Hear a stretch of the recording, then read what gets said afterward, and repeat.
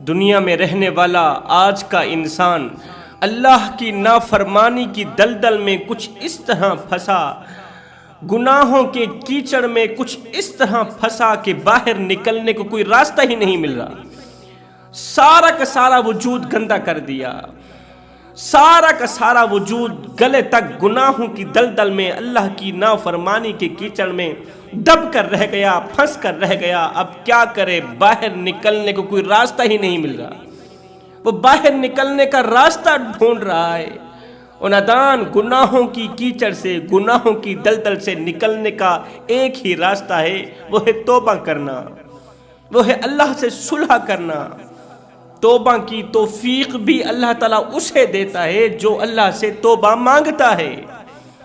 توبہ کی توفیق ملنا بھی رب کی نعمتوں میں سے ایک نعمت ہے۔ گناہوں کی دلدل سے نکلنا بھی رب کی نعمتوں میں سے ایک نعمت ہے۔ ورنہ سنو جوانو، جن سے یہ توفیق چھین لی جاتی ہے نا، پھر وہ نہ دنیا کے رہتے ہیں اور نہ ہی آخرت کے رہتے ہیں۔ آج کا انسان مسجد کے قریب نہیں جاتا، نماز کے نزدیک نہیں جاتا، اپنے گھر آباد ہیں، خدا کا گھر ویران ہے۔ خدا کا گھر ویران ہونے کے باوجود بھی اللہ تعالیٰ نے گنہگار پر 4 احسانات کیے، بدکار پر، سیاکار پر، زانی پر، شرابی پر۔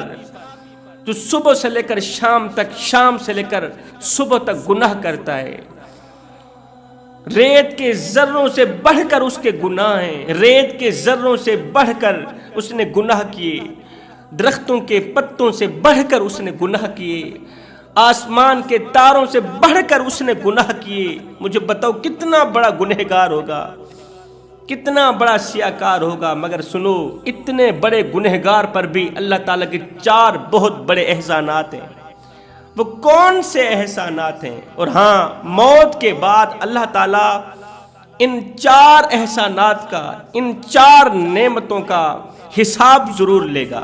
موت کے بعد، قیامت کے دن ان 4 بہت بڑی نعمتوں کا حساب ضرور لے گا۔ اب وہ کون سے احسانات ہیں؟ وہ کون سی 4 نعمتیں ہیں جو کہ اللہ تعالیٰ نے گنہگار کو بھی عطا کر رکھی ہے؟ پہلی نعمت، اللہ تعالیٰ نے گنہگار اور نافرمان سے صحت جیسی دولت نہیں چھینی۔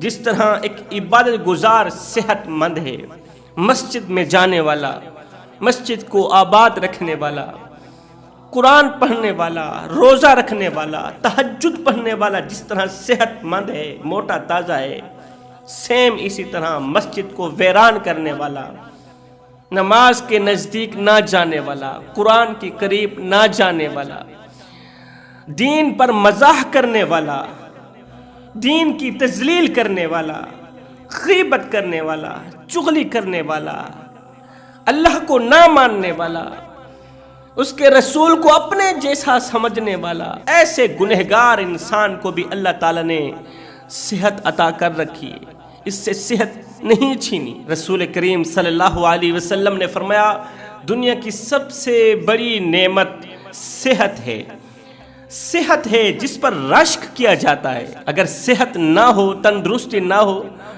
تو نماز کیسے پڑھی جائے؟ انسان مسجد میں کیسے جائے گا؟ روزہ کیسے رکھ سکے گا؟ حج کیسے کرے گا؟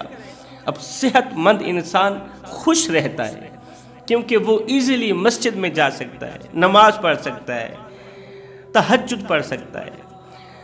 اب بیچارہ جو 4 پئی پر پڑا بیمار ہے، وہ پریشان ہو گیا، اس کا دل ٹوٹ گیا کہ ایک صحت مند ہے جو اپنے قدموں سے چل کر مسجد میں جاتا ہے، ہر ایک عبادت کرتا ہے، اور ایک میں ہوں جو عبادات سے محروم ہوں، میری بیماری نے مجھے عبادات سے دور کر دیا، نماز سے دور کر دیا، اتنے بڑے ثواب سے محروم کر دیا، اتنی بڑی نیکیوں سے محروم کر رکھا ہے میری بیماری نے۔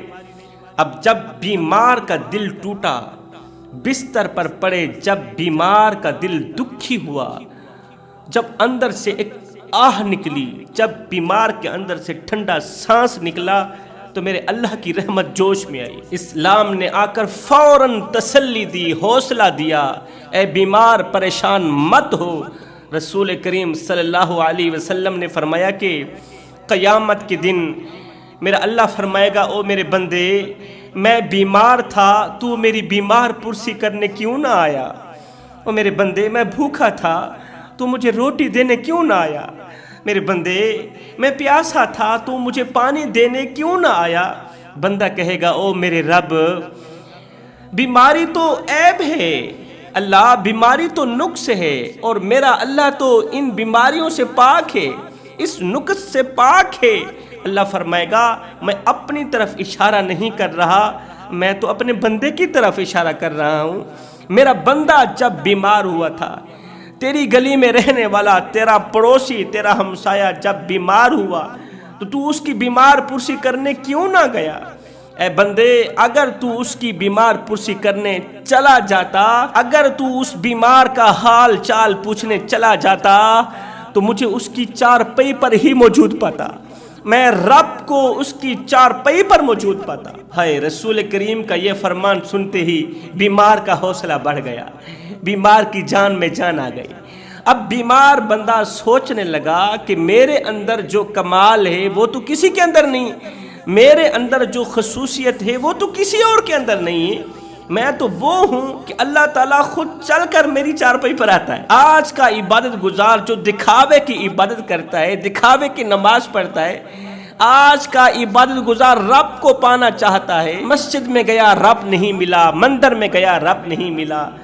جو خدا مسجد میں نہ ملا، جو خدا مندر میں نہ ملا، وہ خدا موجود ہے تو بیمار کی چارپائی پر موجود ہے۔ اس کا مطلب یہ ہوا کہ بیمار اللہ تعالیٰ کو اتنا تو عزیز ہے جس کے بارے میں خود رب فرما رہا ہے کہ وہ بیمار نہیں ہوا، میں بیمار ہوا۔ رسول کریم کا یہ فرمان سنتے ہی بیمار کی جان میں جان آ گئی۔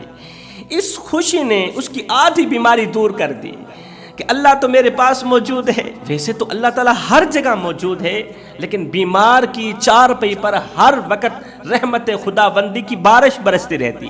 حضرت سیدنا علی المرتضیٰ شیر خدا کرم اللہ وجہ الکریم نے فرمایا یہ جو بیماری ہے نا، یہ مومن کا مقام بلند کرنے کے لیے آتی ہے۔ بیماری گناہوں کو اس طرح کھاتی ہے، اس طرح کھاتی ہے جس طرح آگ لکڑیوں کھاتی ہے۔ بیماری دراصل انسان کے گناہوں کو انسان کے وجود سے ختم کر رہی ہوتی ہے۔ بیماری بھی اللہ تعالیٰ کی رحمتوں میں سے ایک رحمت ہے۔ اللہ تعالیٰ کی 4 رحمتیں ایسی ہیں جنہیں انسان خوشی سے قبول نہیں کرتا۔ پہلی رحمت بیٹی اللہ تعالیٰ کی طرف سے رحمت بن کر آتی ہے، آج کا انسان بیٹی کو خوشی سے قبول نہیں کرتا۔ دوسری رحمت بارش بھی اللہ تعالیٰ کی طرف سے رحمت بن کر برستی ہے، آج کا انسان خوشی سے قبول نہیں کرتا۔ تیسری رحمت بیماری، چوتھی رحمت مہمان۔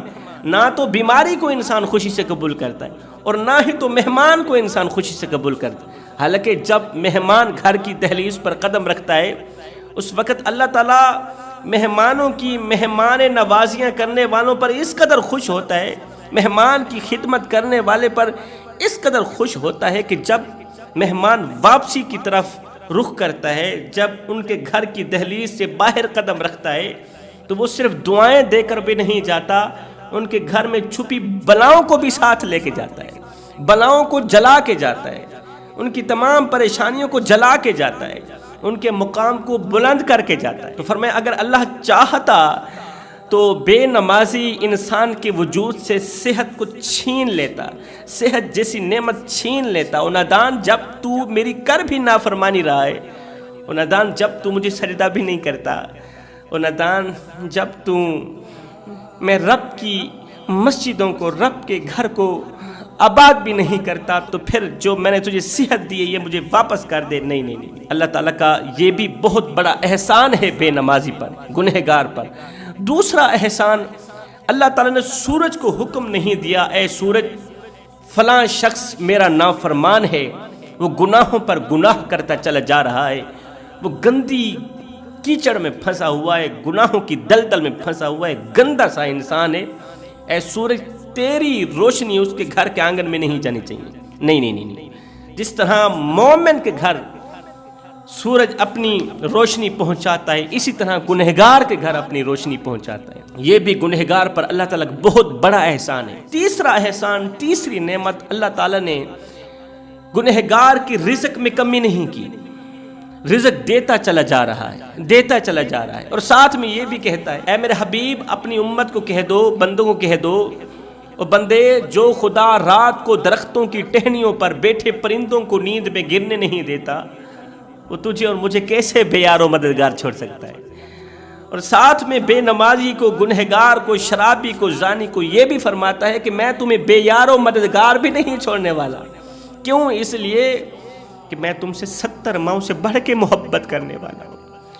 ये तो तुम नादान हो ना जो मुझे भूल गए। ए बंदे, तू करता वो है जो तू चाहता है, तू करता वो है जो तेरा नफ्स चाहता है, तू करता वो है जो तेरी शहवत चाहती है। ए बंदे, तू करता वो है जो तू चाहता है, मगर होता वो है जो मैं रब चाहता हूँ। ऐ मेरे बंदे, तू वो कर जो मैं चाहता हूँ, फिर होगा वही जो तू चाहता है। फिर क्या होगा? तू सोचता जाएगा, वही होता जाएगा। फिर हाथ उठाने की जरूरत भी नहीं पड़ेगी, तू यहां से सोचेगा बस वही हो जाएगा। अब तो चौथा एहसान है, वो है नेक बीवी।